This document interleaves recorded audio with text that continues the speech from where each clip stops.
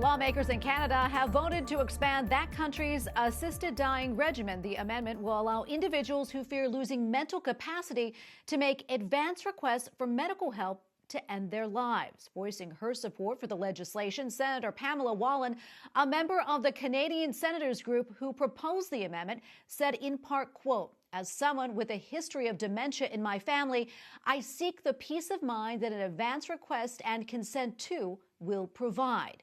Wesley Smith, chairman of the Discovery Institute Center on Human Exceptionalism and consultant to the Patients' Rights Council, joins me now on Skype to talk more about this. Wesley, welcome back. Thanks so much for coming on and speaking with us.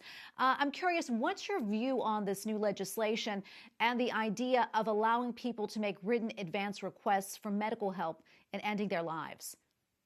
Well, what you're talking about in Canada are lethal injection euthanasia. And when the law started there, it was supposed to be when death is reasonably foreseeable.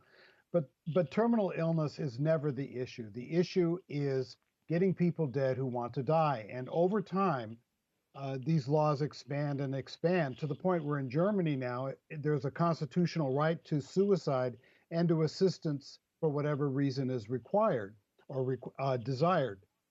In Canada now, what they're going to do is they're going to allow somebody to prepare a written document, and then when they become incapacitated, regardless of how they may feel at that time, the doctor will be authorized to kill them with a lethal injection.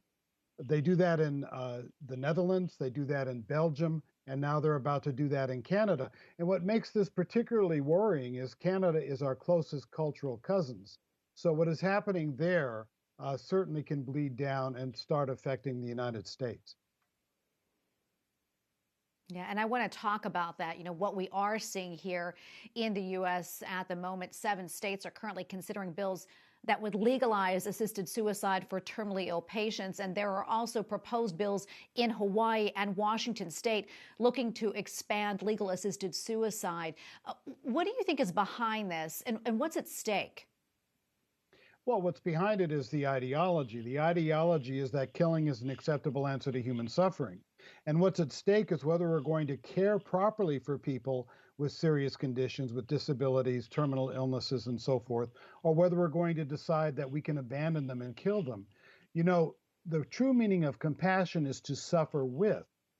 Assisted suicide isn't about suffering with anybody. It's about discarding the problem.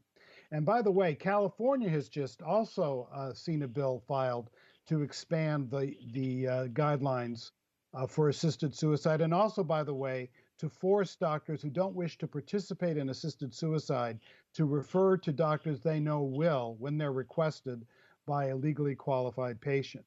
Here's the thing your audience needs to understand, that when activists say we're going to have protective guidelines to protect against abuse, as soon as the law becomes enacted, those protections are deemed obstacles or barriers, and the effort starts very quickly to begin to dismantle the things that we were told would protect people with vulnerabilities and protect people with disabilities.